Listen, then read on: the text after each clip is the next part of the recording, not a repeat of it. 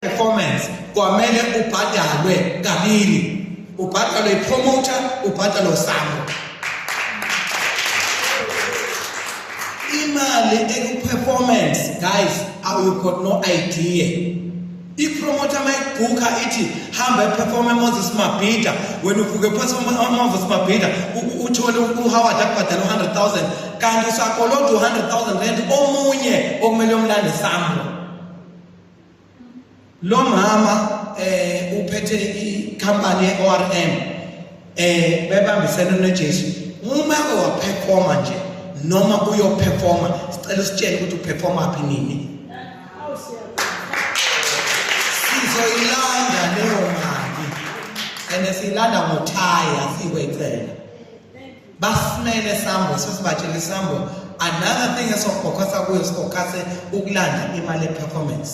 So when I'm also performing, you jump in ukuthi unikezwe leyo mali performance. No, umaskande performance and all that. Akakho nento umaskande okleme performance. Mali umaskande perform almost every month. Leyo mali abayithola and it's a lot of money.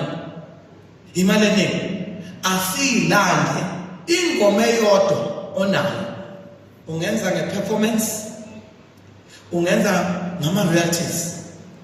Ngithi mina khona into engifuna ukuthi niyazi.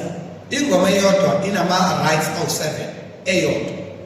Ngizonitshela nje ngama rights awu3 okwamanje. Kukhona inhlangano ekuthiwa iSAMPRA, kukhona inhlangano ekuthiwa iSAMPRA, kukhona inhlangano ekuthiwa iQhaphaso.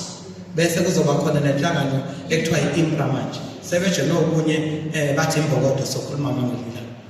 Zonke lezi inhlangano ezu3, zokuqala ezu3 zilanda ingoma eyodwa inalama rights.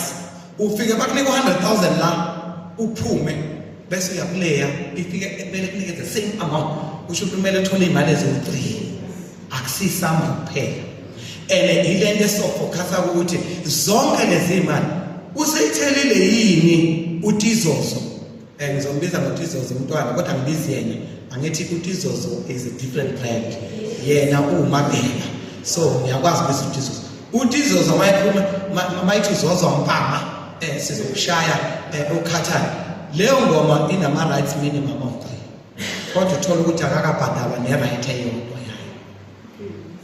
So asizi ukuvuma lokho kuzophela ukusukela namhlanje sokwenza sure ukuthi umculo nomculo imali zenu ziyabuya. I-AU ime lapho nje ingakho sithi no sister asebenzeni singena phansi kwenu ukuze sikwazi ukuthi siphushe sigijime siye phambili ngoba isixa i-federation isithi sihlanganisa ke konke nokudweba mo draw mina ngikwazi ukudraw mina hlangana nje music phela into esihlanganisayo esizoyiphusha. Ngiyabonga bafowethu ngizonikeza uJeshi bese sitshela ukuthi abobani abazosebenza like KZN as leadership song kodwa ikhona igroup iyavutha whatever that you want to say lapha egroupini ngicela ukuthi nikhulume as long as bakwethu sakhana ake sifundele ukuthi sibe into eyodwa sakhana. iKZN we are a good example. Saziwa ngohlonipho, saziwa ngama morals eKZN, siya leader siyahola.